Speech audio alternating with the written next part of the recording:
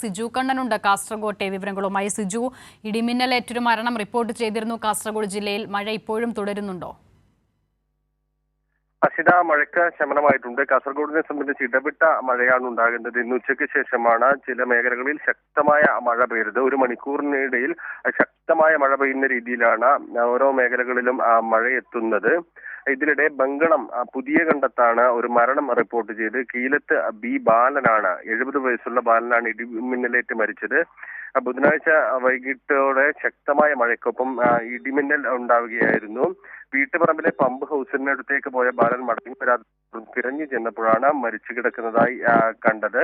ജില്ലയിലെ മറ്റ് മേഖലകളിലും മലയോര മേഖലകളിലും ഉൾപ്പെടെ ശക്തമായ മഴയുണ്ട്. ഇടിമിന്നലിൽ ഉദുമയിലും പെരുമ്പട്ടയിലും നാശനഷ്ടമുണ്ടായി. ഉദുമയിൽ ബേവൂരിയിലെ രതീഷിന്റെ വീടിനും മതിലിനുമാണ് കേടുപാടുകൾ സംഭവിച്ചത്. വീടിന് സമീപത്തെ തെങ്ങ് കത്തി നശിച്ചു. പെരുമ്പട്ട മുള്ളിക്കാട് സലാം വീട്ടിലെ വാഷിംഗ് മെഷീൻ, ഫ്രിഡ്ജ് ഉൾപ്പെടെയുള്ള ഉപകരണങ്ങൾ മിന്നലിൽ നശിച്ചു. കുഴൽക്കിണറും മോട്ടോറും ഇടിമിന്നൽ തകർന്നു. ഇടിമിന്നലിനൊപ്പം പൈപ്പ് ഉൾപ്പെടെ വലിയ ശബ്ദത്തോടു കൂടി പൊട്ടിത്തെറിക്കുകയായിരുന്നു.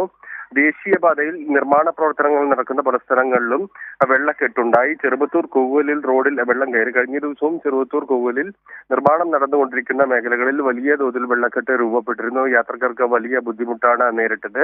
കനത്ത മഴയിൽ നീലേശ്വരം കോട്ടപ്പുറത്ത് മരം കടപുഴകി വീണു. ഈ സമയത്ത് റോഡിൽ വാഹനങ്ങൾ ഇല്ലാത്തതിനാൽ ആർഗടമൊഴിവായി. അസിത. ശരി, സിജു കണ്ണനാണ് വിവരങ്ങൾ നൽകുന്നത്. സംസ്ഥാനത്ത് ശക്തമായ മഴ മുന്നറിയിപ്പുണ്ട്. രാത്രി മഴ ശക്തിപ്പെടുമെന്നാണ് കാലാവസ്ഥാ നിരീക്ഷണ വകുപ്പിന്റെ മുന്നറിയിപ്പ്. 5 ജില്ലകളിൽ റെഡ് അലേർട്ട് തുടരുകയാണ്.